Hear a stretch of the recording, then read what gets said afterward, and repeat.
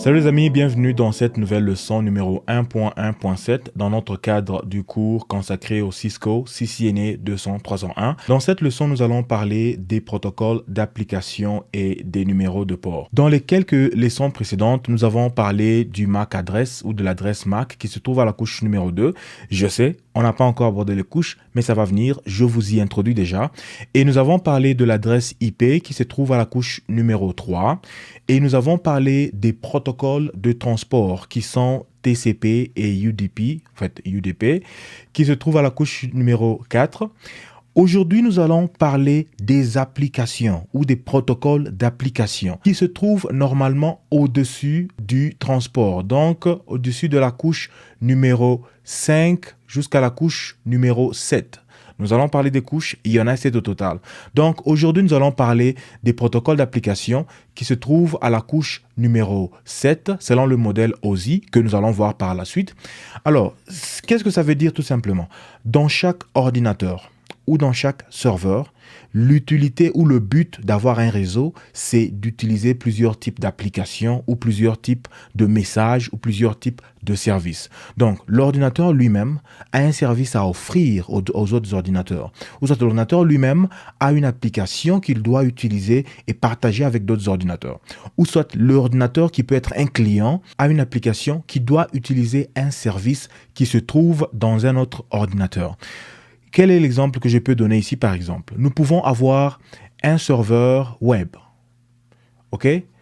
Le web, c'est le service que le serveur web pourvoit. Donc, le service s'appelle le web. Et de l'autre côté, nous avons quelqu'un qui est assis sur son laptop. Et qu'est-ce qu'il utilise pour accéder au web? Il utilise une application. Et cette application, c'est quoi? C'est un web browser ou un navigateur Internet. Prenons l'exemple de Google Chrome. Google Chrome, c'est une application qui est cliente à un web serveur. Et les applications pour les serveurs, il y en a plusieurs. Il y a Apache, il y a Lightweight, il y en a de toutes sortes. Donc, nous avons ici un serveur qui a un service web. Nous avons ici un client qui a une application comme Google Chrome qui a besoin d'accéder à un service. Et déjà, nous savons que pour localiser ce serveur, l'ordinateur ou le PC va utiliser quoi? Son adresse IP. Disons par exemple que le serveur web ici a l'adresse numéro 10.0.0.1 et l'ordinateur a 10.0.0.2. Cet ordinateur, lorsque vous êtes dans le navigateur Internet et que vous voulez accéder au web qui se trouve sur le serveur, vous allez aller à l'adresse 10.0.0.1 à partir de votre navigateur. Alors, ce dont nous allons parler aujourd'hui est très important parce que un ordinateur ou un serveur peut avoir une tonne d'applications. Vous pouvez avoir beaucoup d'applications sur un seul équipement. Alors, comment est-ce que l'équipement va savoir que cette requête que je reçois est pour telle ou telle autre application? Par exemple, ce même serveur web peut en même temps être le serveur DHCP. Nous avons déjà parlé de DHCP dans l'un de nos petits labs, bien que ça va être un cours à part entière, en fait une leçon à part entière dans la suite. Mais le DHCP, comme je vous l'avais dit, c'est celui qui donne les adresses IP automatiquement à différents ordinateurs. Ce même serveur peut avoir le service DNS qui permet de changer l'IP vers un nom de domaine, ou soit tu lui donnes le nom de domaine, il te donne l'IP. Alors, il peut y avoir le DNS, il peut y avoir, par exemple, quel autre service? Le SSH. Le SSH qui est un service de communication qui permet d'accéder à l'interface de communication de cet ordinateur. Alors, nous pouvons avoir 4 services. Donc, sur ce seul ordinateur, nous avons le web. Je ne sais pas si vous pouvez voir. Nous avons le web, nous avvom le DHCP, nous avons le DNS, nous avons le SSH. Alors, comment est-ce qu'une requête qui vient sur cet ordinateur va être redirigée vers la bonne application? C'est là qu'on va utiliser le numéro de port. Donc, chaque service qui roule sur un ordinateur a un numéro de port. Et il y a un mot que nous devons préciser ici et définir. C'est le mot protocole. C'est quoi un protocole? En tant qu'humain, nous devons nous entendre. Nous devons savoir de quoi nous parlons. Même le langage que nous avons maintenant. Maintenant, là, je parle en français. Le français est une sorte de protocole que nous nous sommes mis d'accord, sur lequel nous nous sommes mis d'accord afin de nous entendre. Quand je dis stylo, vous savez de quoi je parle, parce que on a déjà associé le mot stylo à l'objet stylo, par exemple. Donc, les protocoles, c'est un ensemble de règles ou d'accords sur lesquels nous nous sommes entendus afin de parler. Même dans le monde informatique aussi, il y a un ensemble de règles qui ont été mises en place afin que deux entités ou deux ou plusieurs entités puissent communiquer sur les mêmes standards, suivant les mêmes standards, le même système. C'est ainsi que vous avez toutes sortes de protocoles. Il y a un protocole qui vous permet, par exemple, d'accéder à une page web. Donc, celui qui développe les pages web de son côté doit les développer en suivant les standards que ces protocoles-là a mis en place. Et celui aussi qui va développer les clients ou soit les applications qui vont lire des sites web comme Google Chrome, ainsi de suite, il doit développer cette application-là en suivant les protocoles qui ont été établis. C'est ainsi que ici, je vais introduire rapidement cette association ici, qui s'appelle IANA, ou comme en fait en français on peut appeler ça IANA, mais ça veut dire Internet Assigned Numbers Authority. C'est une association qui a été créée, qui est internationale, qui permet d'organiser la répartition des différents chiffres ou nombres sur Internet. Leur site web est ici, vous pouvez aller lire beaucoup de détails là-dessus. Mais déjà, par exemple, comme nous avons parlé d'adresses IP, je vous ai dit qu'il y a des adresses IP qui sont publiques et il y en a qui sont privées. Une adresse privée peut être réutilisée plusieurs fois dans plusieurs réseaux, mais tant que ça ne sort pas dans le public, comme ça ne va pas sur Internet, ça ne dérange personne parce que c'est privé. Mais les adresses publiques doivent être réglementées. Donc, une adresse publique doit être unique. Si j'ai aujourd'hui l'adresse, disons 100.100.100.100, personne d'autre sur Internet ne peut avoir 100.100.100.100 parce que cette adresse-là m'appartient et elle prend le trafic sur Internet et l'emmène vers chez moi. Alors, il y a cet organe ici qui permet de régulariser cela, qui permet de distribuer ces chiffres-là. Et ces adresses-là sont vendues aux entreprises, sont vendues aux fournisseurs d'accès Internet, sont vendues aux particuliers qui veulent en avoir. Alors, cet organe ici est en train de contrôler cela. Elle ne contrôle pas seulement les adresses IP, elle contrôle aussi ce qu'on appelle les AS number ou le Autonomous System Number, le numéro de système autonome. Elle permet aussi de contrôler les numéros de port. C'est pour cela que j'ai introduit ça ici. Pourquoi? Disons par exemple, on s'est dit que pour le web, je vous ai parlé de protocole qui est un ensemble des règles. Pour le web, on a créé un protocole qui s'appelle HTTP. Ce protocole a été créé et sur Internet, il y a ce qu'on appelle les RFC ou Request for Comment. Les Request for Comment, ce sont des documents officiels qui déterminent tous les petits détails que vous devez connaître sur ce protocole. Si vous êtes par exemple un fabricateur de serveurs web ou un créateur de serveurs web, ou soit vous êtes un créateur de navigateurs web, vous devez avoir ce document-là qui vous donne toutes les directives que vous devez suivre afin de créer un protocole comme HTTP par exemple. Alors si nous pouvons chercher sur Internet, je sais que c'est un peu avancé, mais c'est juste à titre d'information. Cherchons par exemple HTTPS RFC. Voilà, le RFC 2616 qui veut dire Request for Comment 2616, c'est celui qui détermine le protocole HTTP. C'est un très très long document comme vous pouvez le voir. Il a plusieurs détails. Donc si vous créez un serveur ou un navigateur web, vous devez suivre ce que eux prédisent ici. Et il y a aussi une association dont je voulais parler qui s'appelle le IETF. Voilà, IETF ou bien IETF, Internet Engineering Task Force. C'est aussi une association qui permet d'écrire des RFC, du genre écrire des requests for comment, tout protocole que vous voulez.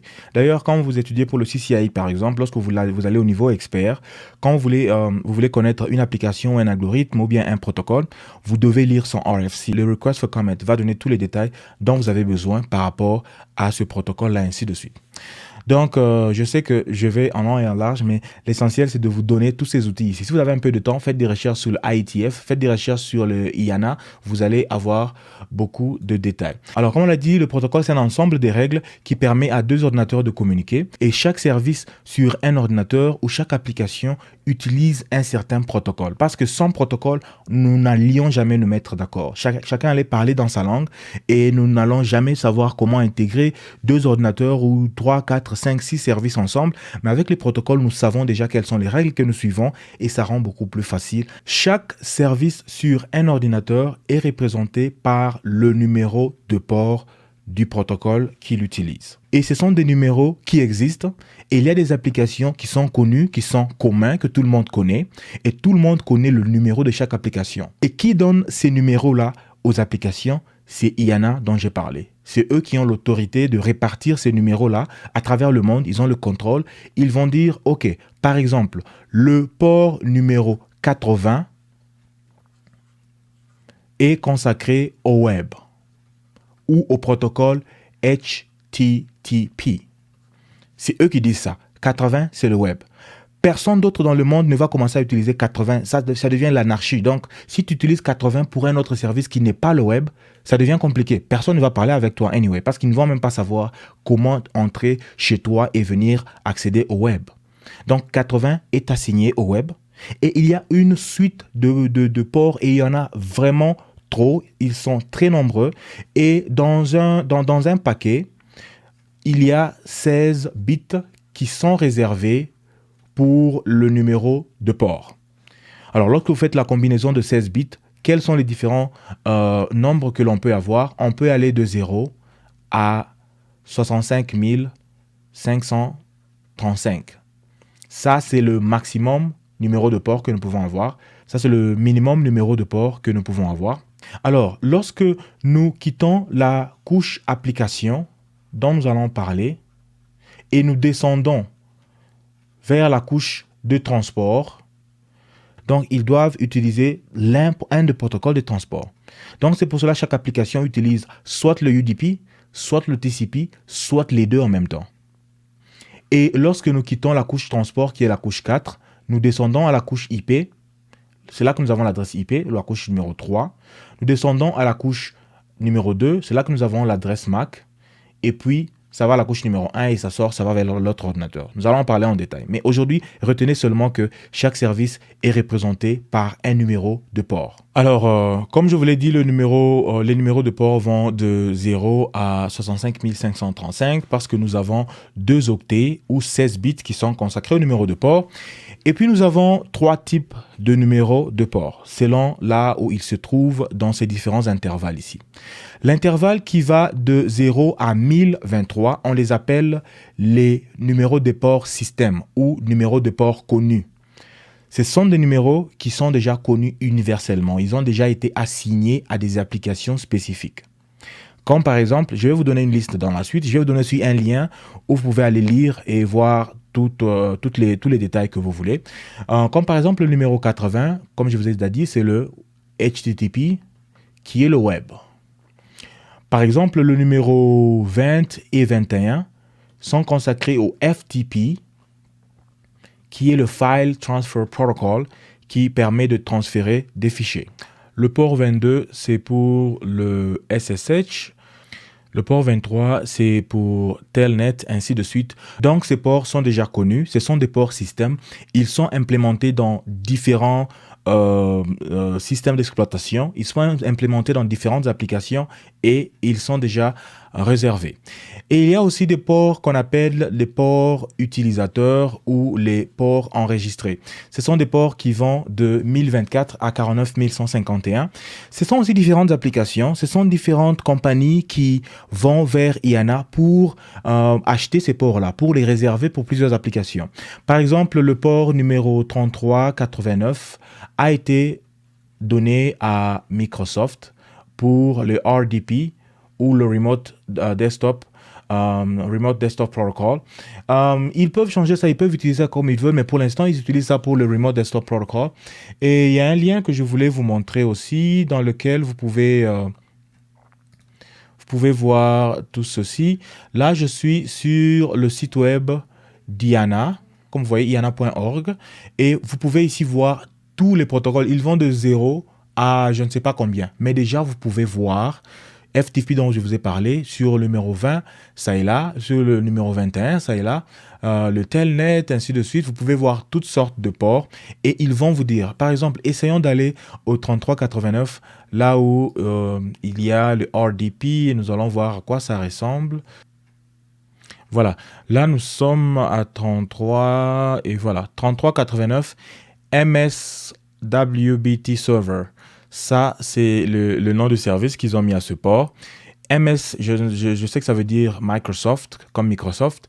WBT, je ne sais même pas ce que c'est. Mais il y a même un numéro de la personne à qui ce port a été assigné, ou soit la personne de leur côté qui gère ce numéro de port ici. Donc, s'il y a quelqu'un d'autre sur Internet, un fou qui, du coup, commence à utiliser 3389, ou soit commence à implémenter ça dans ses applications, il y a des gens qui contrôlent cela et qui vont lui dire d'arrêter de faire cela sous peine d'être sanctionné par d'une façon ou d'une autre.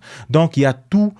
Les ports ici, vous pouvez le voir sur le site web d'IANA, on vous donne comment ces ports-là sont assignés. Si vous faites par exemple un jeu vidéo aujourd'hui, vous êtes un créateur de jeux vidéo, lorsque vous créez un jeu vidéo, vous devez avoir un port sur lequel les joueurs de jeux vidéo vont stream leur trafic. Alors IANA va vous donner ce port-là. Alors nous avons ce qu'on appelle aussi les ports dynamiques ou les ports privés. Ce sont des ports qui sont éphémères. Vous pouvez les utiliser, commencer à les utiliser et puis le drop. Donc, chacun peut utiliser ceci comme il veut. Par exemple, si l'ordinateur, j'ai dit qu'il y a un serveur web ici qui utilise le port 80 et puis il y a le client qui utilise un certain port et lui, il va utiliser un port éphémère.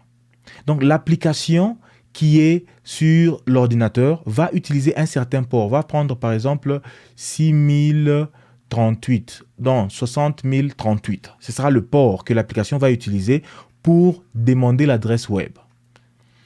Et pour demander la page web plutôt. Et quand le web va répondre à ce port ici. Parce que d'abord, une autre façon d'expliquer le port, c'est ceci. L'adresse IP, c'est comme une maison. OK? Et le numéro de port, c'est comme une chambre.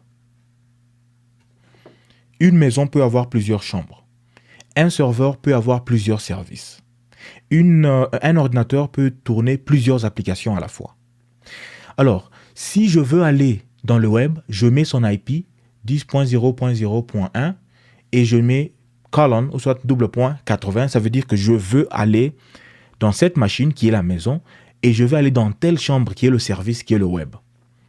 Et moi, à partir de chez moi, lorsque je quitte chez moi, je dois préciser d'abord mon IP doit être là, 10.0.0.2.